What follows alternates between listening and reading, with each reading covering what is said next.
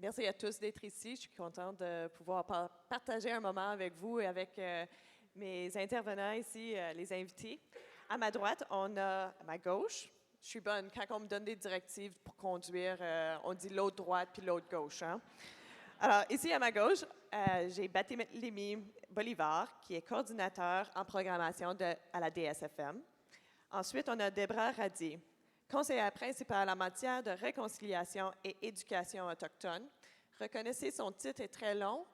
Le nom de mon organisme est très long. On a une petite bataille. Et puis, on a Danielle Dubois-Jacques, coordonnatrice en apprentissage scolaire et évaluation au Bureau de l'éducation française du gouvernement du Manitoba.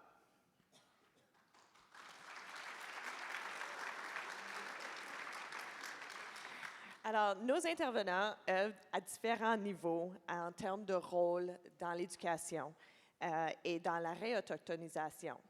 Donc, on a quelqu'un ici, Daniel, qui est au niveau gouvernemental.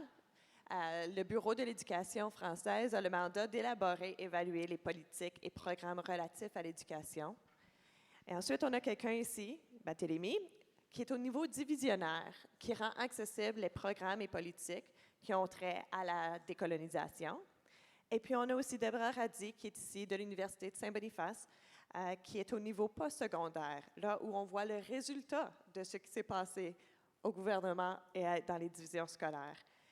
Et puis, elle a aussi le devoir d'assurer la continuation de l'éducation des perspectives autochtones et la réconciliation à l'Université de Saint-Boniface.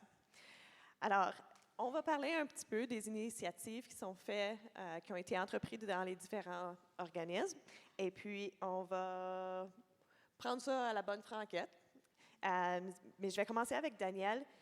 En quelques phrases, pourrais-tu nous décrire le rôle du Bureau de l'éducation française et quelles sont les initiatives que vous avez entreprises pour la réautochtonisation?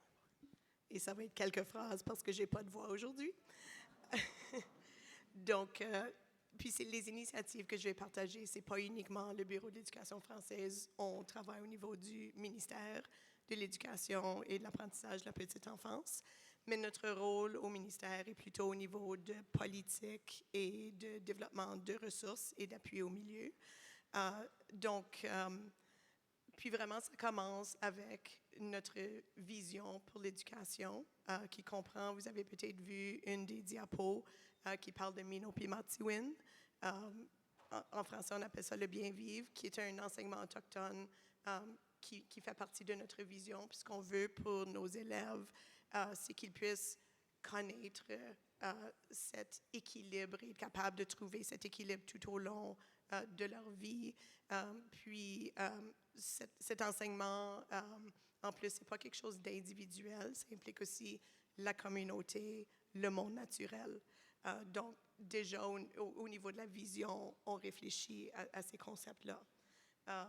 On a aussi développé des politiques, une politique qui s'appelle Mamatuisiwin, qui donne au milieu des lignes directrices pour mettre en œuvre et inclure nos élèves autochtones.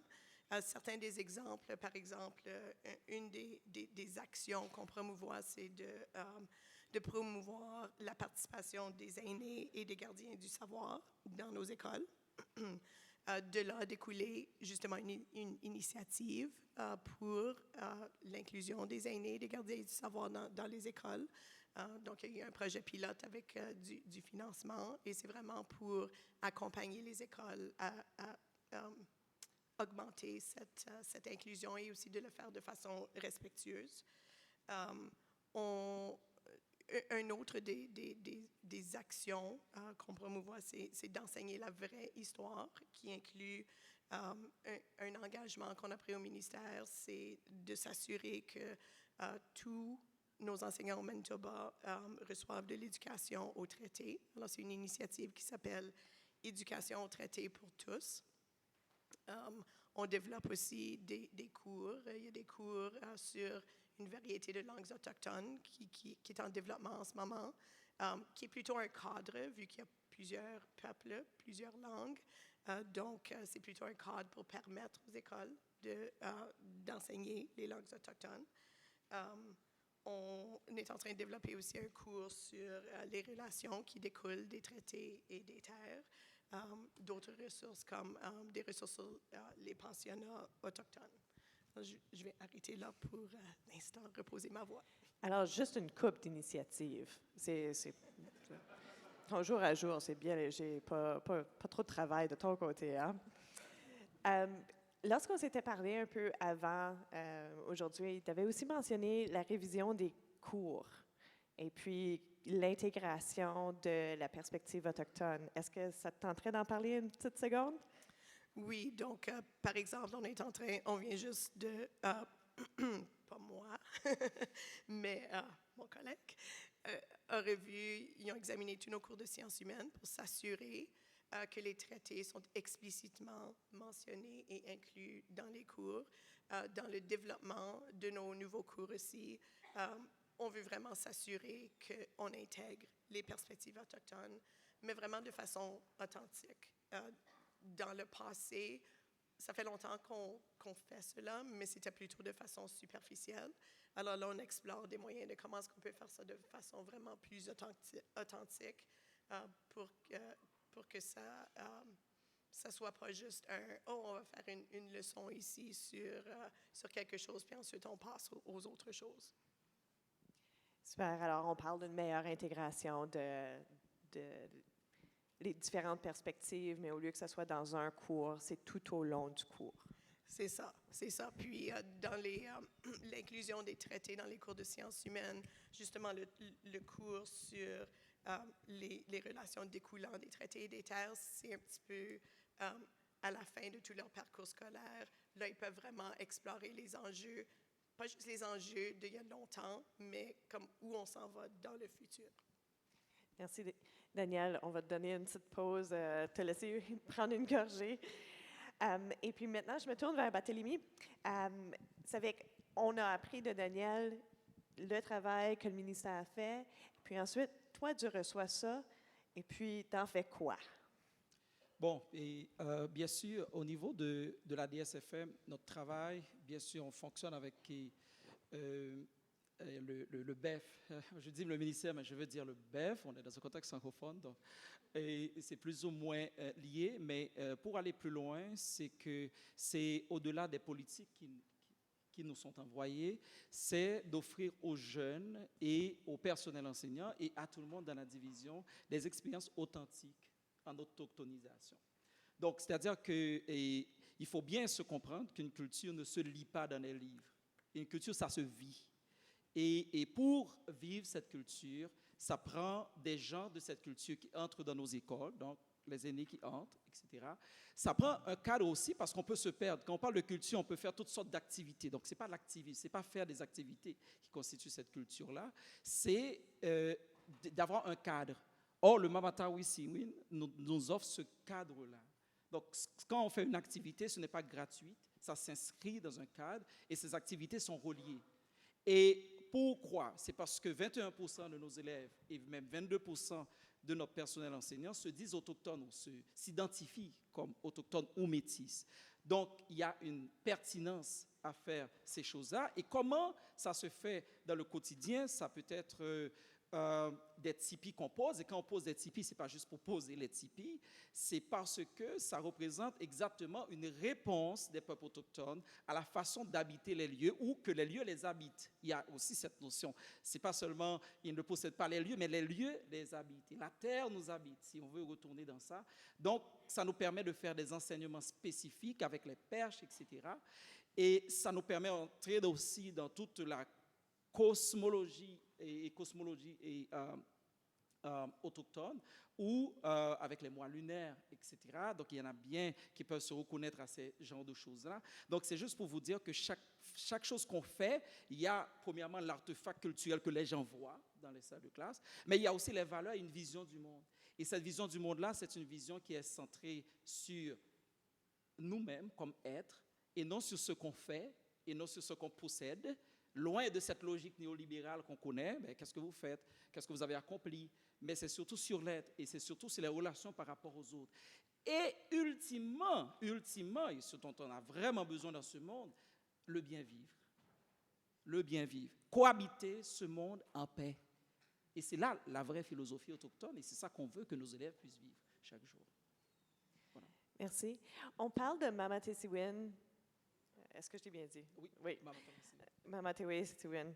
À une couple de reprises. Est-ce qu'on a eu l'occasion d'en parler un peu avec la salle de qu'est-ce que c'est ce framework-là? Donc, il y a une historique avec ça. Ça a commencé avec une série de formations professionnelles qui s'appelait Mamatesiwin. Puis ensuite, de là, il y a eu une décision de créer une trousse d'outils très concrète. Ça a évolué ensuite pour vraiment devenir une politique qui encadre justement l'intégration de nos élèves autochtones. Alors, il y a genre de 4 grands axes et plusieurs actions sous ces axes. Maintenant, on a une deuxième portion de ce document qui permet aux écoles de réfléchir à leur parcours, d'un peu s'auto-évaluer. À quel point est-ce qu'on inclut les aînés, les gardiens du savoir? Est-ce que c'est juste lors de cérémonies, une journée pendant l'année, ou jusqu'au point où est-ce que c'est quelque chose, on réfléchit à ça continuellement, ils font partie de notre communauté scolaire. Alors, ça nous permet de nous situer dans notre parcours, puis de cibler des buts pour aller plus loin, plus profondément et avoir des liens plus authentiques avec la communauté autochtone. Merci. Je pense que ça l'aide peut-être au groupe qui est ici. Et puis, si je n'ai pas tort, on peut le trouver en ligne sur le site web du gouvernement du Manitoba, n'est-ce pas? Oui, c'est ça. Alors, s'il y en a qui sont peut-être intéressés à aller explorer, voir un peu qu'est-ce qui est fait ici au Manitoba, je vous conseillerais d'aller le voir. Je dis framework, mais c'est quoi le terme en français? Un cadre de référence. Le cadre de référence. référence pour vous informer un peu, puis peut-être vous inspirer. Savik Bhate, est-ce que tu pourrais nous expliquer un peu comment est-ce que la DSFM applique ce cadre-là? La DSFM l'applique premièrement et on reçoit des subventions du gouvernement à qui on doit rapporter. Donc, on utilise ce cadre pour, premièrement, placer nos initiatives annuelles. Ça, c'est la première. Mais et là-dedans, il y a, premièrement, la réussite des élèves autochtones. Donc, ça, c'est important. Et comment cette réussite se fait? C'est que la recherche nous dit que ces élèves, les élèves d'origine autochtone, métis, etc., apprennent par l'expérience. Donc, il faut pousser les expériences. Exemple, cette année, on a une école qui a décidé d'aller faire de la pêche sur glace à Saint-Laurent, et ça va impliquer 2 écoles. Ça, c'est un exemple de centaines de choses qu'on fait. Donc, c'est-à-dire que, et deuxièmement, inviter des gardiens du savoir. Dans l'année dernière, par exemple, nous avons eu des gardiens du savoir en langue qui ont initié des élèves à la langue Michif, par exemple. Et il y a eu rotation dans certaines écoles où, pendant la journée, ils sont passés par les écoles, etc., pour normalement donner ce goût. D'ailleurs, tous les sondages au niveau national du Canada nous disent que les jeunes veulent apprendre les langues autochtones. Donc là, il y a non seulement un désir, il y a un engouement, et même les allochtones, les gens qui n'appartiennent pas au peuple, veulent aussi apprendre ces langues-là. Donc nous, on l'utilise pour cadrer nos initiatives. Deuxièmement, pour faire du monitorage, pour savoir exactement qu'est-ce qui se passe et comment. Et troisièmement, je dirais, aider les élèves à vivre des expériences authentiques en autochtonisation. C'est-à-dire que c'est bien beau d'en parler, mais c'est une deuxième chose. Premièrement, d'engager les directions d'école. Deuxièmement, d'aller chercher les enseignants, d'accord? Et troisièmement, de faire en sorte que ça arrive dans les salles de classe. Donc nous, on surveille ça. Et aussi, ce qu'il faut mentionner, c'est qu'on veut dépasser l'événementiel. Parce que quand on fait de la culture, on peut tomber dans le folklorisme. Donc, on fait toutes sortes de choses, des habits, de la nourriture, mais c'est plus que ça. Et on se doit de respecter normalement comment les gens donnent une réponse, soit à habiter des lieux, soit à éduquer leurs enfants, etc. Et même aussi dans les pratiques. Parce que, vous savez, on va peut-être arriver plus tard à ça, mais même par rapport à notre bureaucratie, même par rapport à la loi scolaire, il y a des choses carrément qui sont contrairement à une vision autochtone des choses et d'éduquer des enfants. Mais ça, peut-être, on va y arriver un de ces jours. Mais pour le moment, on fait ce qu'on a à faire, on utilise le cadre et ça nous permet de prendre des initiatives. Et aussi, très bien, ça demande aussi des moyens et on est très reconnaissant que le ministère nous donne ces moyens pour faire en sorte que ces initiatives-là aboutissent. Merci. Effectivement, on voit, faut le reconnaître, on est dans un contexte où est-ce qu'on travaille surtout souvent dans des institutions coloniales. Alors, le système éducatif, comme on le connaît aujourd'hui, est effectivement colonial. Donc, d'apporter une perspective décolonisatrice ou bien de réautochtonisation, ça veut vraiment dire changer les façons qu'on fait les choses. Alors, c'est quand même un gros travail que vous avez, et puis je vous applaudis pour ça. Maintenant, je vais me tourner un peu vers Deborah, qui, elle, travaille à l'Université de Saint-Boniface. Alors, son contexte est un peu différent dans le sens que c'est elle qui voit les résultats de ce qui est arrivé avant. Alors, est-ce que tu peux nous parler un peu de comment est-ce que c'est pour toi à l'université? Est-ce qu'il y a des initiatives que vous avez mises en place qui vous appuient? Merci. Oui, au niveau postsecondaire, c'est pas pareil. On n'a pas le même encadrement. On est vraiment autonome de comment est-ce qu'on va approcher la réconciliation. Et notre cheminement, c'est un peu différent que mes collègues maternelle à 12. Mais en même temps, je pense que nous, on a l'avantage de travailler en communauté. So, ce qu'on avait fait, au début, on avait mis réconciliation comme un de nos axes dans notre plan stratégique, qui veut dire qu'on va cheminer ensemble envers la réconciliation. So, on va faire des petits pas avec la communauté et en communauté pour avancer nos engagements envers la réconciliation. So, donc, on a commencé à faire les séances d'écoute avec les membres de la communauté, surtout la communauté franco-métisse, avec l'Union nationale métisse, avec les aînés dans la communauté, avec les gardiens de savoir. On a profité aussi de faire des engagements avec nos étudiants. On a fait des séances d'écoute avec nos étudiants, même des sondages pour voir qu'est-ce que vous voulez de nous. Comment est-ce qu'on peut approcher la réconciliation? Parce que pour plusieurs entre nos étudiants ont ascendance autochtone, surtout franco-métis. On a 11% de nos étudiants qui sont identifiés comme francophones métis et on a un engagement communautaire envers eux aussi. So, donc, après les séances d'écoute, on a su que une chose que notre population étudiante et aussi notre corps professoral et le personnel voulaient avoir, c'est l'engagement des aînés. D'avoir une chance de parler avec la communauté et avec les aînés, à mieux comprendre qu'est-ce que ça veut dire réconciliation, qu'est-ce que ça veut dire notre historique, comment est-ce qu'on est rendu, où est-ce qu'on est rendu maintenant, c'était quoi votre vécu. So, donc, on a bâti un réseau des aînés. Pendant nos séances d'écoute, on a demandé aux gens, c'est qui sont nos aînés, c'est qui sont les personnes envers vous allez tourner pour mieux comprendre notre historique. So, donc, on a eu la chance d'avoir 5 aînés, que même mes collègues dans les autres établissements postsecondaires de Manitoba étaient tellement surpris qu'on a trouvé 5 personnes qui veulent cheminer avec nous. Et ce qu'on fait, c'est qu'on demande aux professeurs, on demande aux personnes qui veulent faire les engagements, d'inviter les aînés dans les cours. So, à USB, on n'a pas un cours obligatoire. Ça se passe souvent qu'on devrait avoir un cours obligatoire. Mais dans le cheminement qu'on a déjà vu avec maternelle à 12, nos étudiants viennent pas mal bien équipés de comprendre c'est quoi la réconciliation. Ce qu'on fait, au lieu de faire ça, c'est d'inviter les aînés dans les cours avec les profs et de parler de leurs engagements dans leur matière, soit en éducation, en jeune enfance, sciences infirmières, travail social. So, donc, on a les engagements. Et ce qu'on trouve aussi, c'est que notre population, ce n'est pas juste les Canadiens, c'est les étudiants internationaux aussi, qui n'ont pas eu le même cheminement à maternelle à 12. So, donc, avec eux aussi, ça leur donne la chance de mieux comprendre c'est quoi les enjeux avec les peuples autochtones ici au Manitoba, au Canada? Parce qu'ils entendent beaucoup d'histoires, et comme vous avez dit, les faux histoires, les choses qui ne sont pas vraies. Et maintenant, ils commencent à rencontrer un peu de temps dans leur cours. Ils ont la chance de parler avec eux.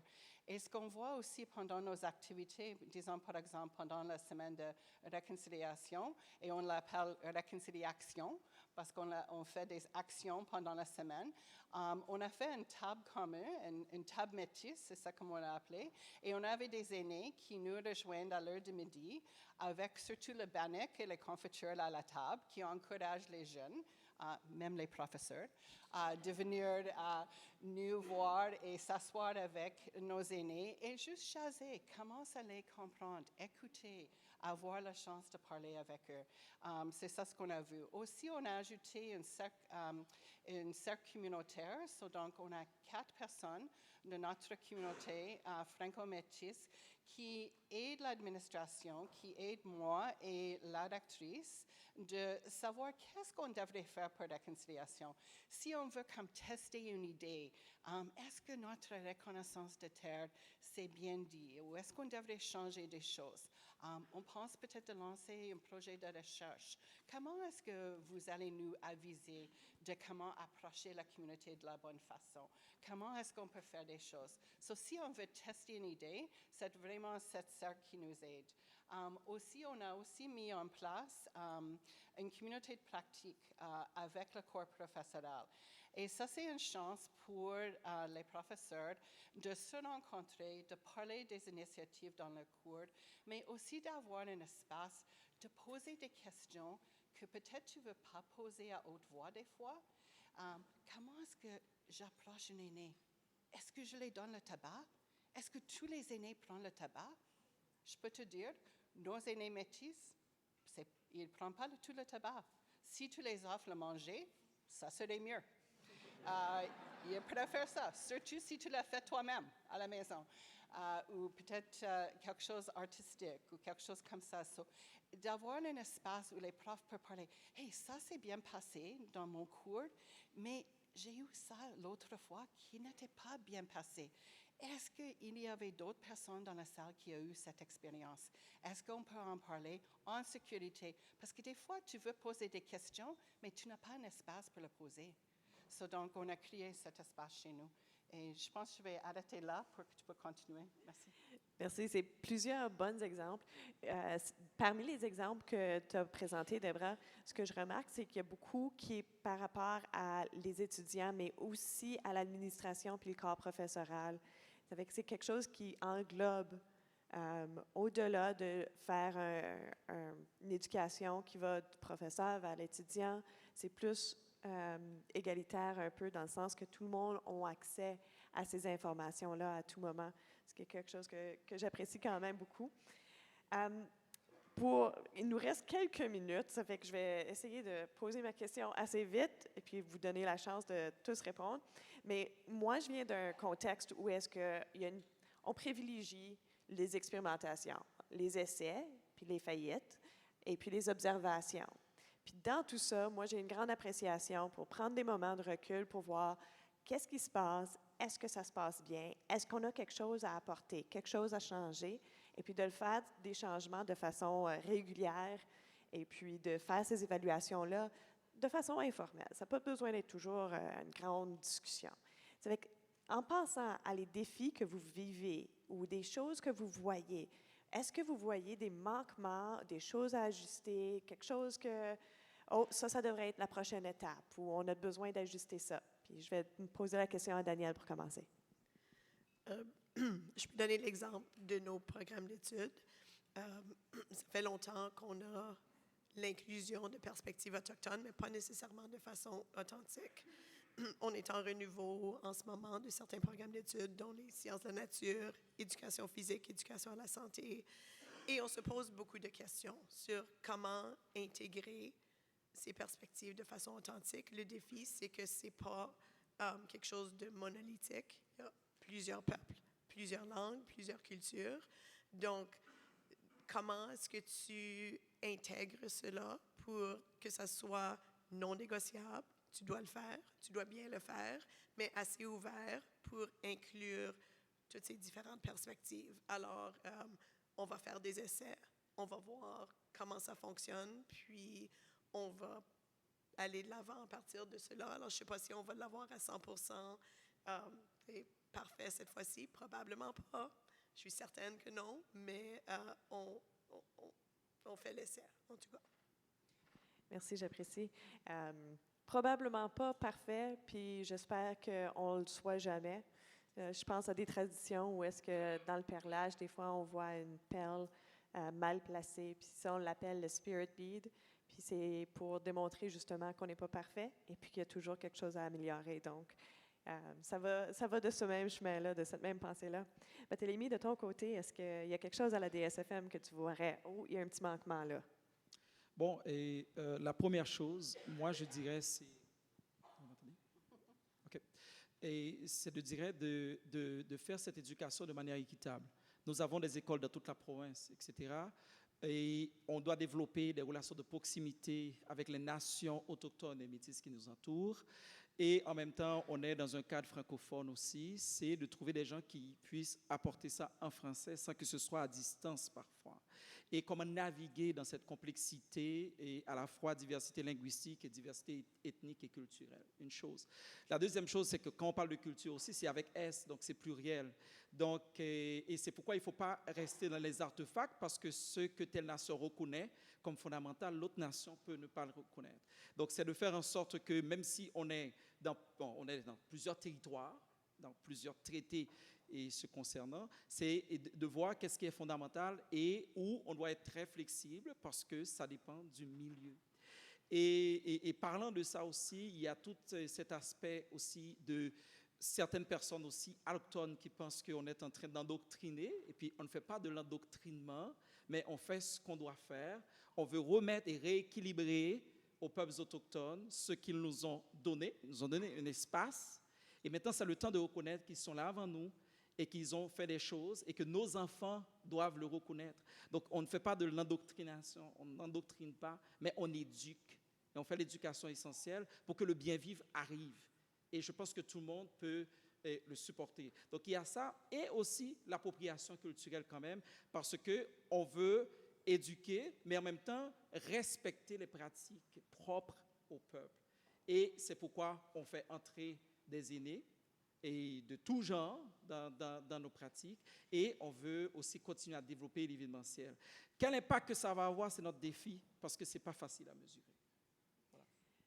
C'est vrai, c'est pas quelque chose qui est mesurable trop, mais et on est dans une culture de mesure, de données, ouais, etc. Ouais. Donc, et voilà. Mais c'est là où est-ce que la rétroaction des communautés, sans doute, appuie un peu cette question-là de comment est-ce qu'on va, ça va-tu bien? Oui, et aussi, je dois donner le chapeau à toute une équipe, parce que nous aussi, dans la division, on a une équipe divisionnaire de partout qui fait passer leur voix. Et puis, ma collègue Marie-Josée aussi qui est là et qui m'appuie là-dedans aussi, chère métisse qu'elle est. Donc, je lui fais un petit bye-bye. Et puis, de ton côté, finalement, Deborah. Je pense de côté postsecondaire, la chose le plus... qui est le plus grand défi, je pense que c'est tout le monde sont à des différentes places dans leur cheminement. Donc, si vous allez offrir quelque chose, tu ne sais pas c'est qui va venir. Parce que je ne peux pas obliger quelqu'un de venir si j'offre des ateliers ou si j'offre des chances pour les gens de s'engager dans notre réseau des aînés. C'est plutôt de savoir c'est quoi qui va attirer les étudiants, le corps professoral, le personnel, de venir cheminer avec nous et d'avoir une variété des choses et des opportunités de s'engager. Même le défi, des fois, on se pose la question, si c'est gratuit, est-ce que les gens vont venir? Si on n'offre pas le bouffe, est-ce que les gens vont venir? Si on les demande de payer, est-ce qu'ils vont venir? C'est quoi le ballon de trouver la bonne façon de le faire et de cheminer? Moi, je prends ça, on offre des choses. Si on a 5 personnes, on a 5 personnes qui cheminent avec nous. Si on offre quelque chose d'autre et on a une trentaine de personnes, c'est 30 personnes qui cheminent avec nous. C'est ça vraiment notre défi. Et aussi, j'allais ajouter qu'un autre défi, que mes collègues font de bon travail, maternelle à 12, et quand les étudiants arrivent chez nous, ils ont un bon entraînement, mais c'est de penser où est-ce qu'on devrait les emmener plus pour arriver dans leur cheminement, surtout parce qu'on a un ajout des autres personnes qui n'ont pas le même vécu. Comment est-ce qu'on peut les aider de cheminer avec nous, de faire les petits pas et d'y arriver? Et on ne va jamais y arriver. La réconciliation, c'est un apprentissage de vie, d'après moi, mais c'est plutôt de mettre les initiatives en écoutant qu'est-ce que la personne veut et comment est-ce qu'on peut les aider de cheminer avec nous et de se sentir en sécurité de faire les choses qu'on a besoin de faire. Parce que c'est vraiment un travail personnel, en même temps que c'est un travail professionnel. Et il ne faut pas aller dans un côté sans l'autre. Il faut cheminer les deux ensemble. Effectivement, c'est un travail personnel, professionnel, organisationnel. C'est à tous les niveaux. Et puis, je ne sais pas si ça peut t'apporter un peu de confort, mais effectivement, même à l'intérieur des communautés autochtones, on se voit souvent à des différents moments ou des différentes places dans notre propre travail de décolonisation. Alors, c'est quelque chose que, sachez que si vous n'êtes pas autochtone, que vous ne le vivez pas, cette réalité-là, toute seule. Les peuples autochtones sont aussi en train de le vivre. Et aussi en train d'essayer de voir c'est quoi nos prochaines étapes, puis on reconnaît que les personnes sont là où elles sont supposées être au moment qu'elles sont là. Donc, les personnes, c'est seulement 3 qui arrivent à la journée. C'est ces personnes-là qui sont supposées être là. Mais je voudrais vous remercier. Je sais, parler des fois des défis, c'est un peu difficile. Ça fait que je reconnais que vous avez quand même été très ouvert et très transparent avec ces informations-là. J'apprécie. Puis c'est souvent comme ça qu'on apprend. C'est justement en regardant les choses qu'on peut changer. Et puis, je pense qu'on a déjà fait l'heure, le temps. Je ne sais pas. Oui. Je ne sais pas s'il y avait quelque chose d'autre tout de suite après ou est-ce qu'on avait un moment où est-ce qu'on pouvait poser des questions? Non, on me dit que non. Je t'avais de me faire enlever mon micro, là. Ça fait que je pensais le temps. Alors, merci beaucoup tout le monde. J'apprécie votre temps.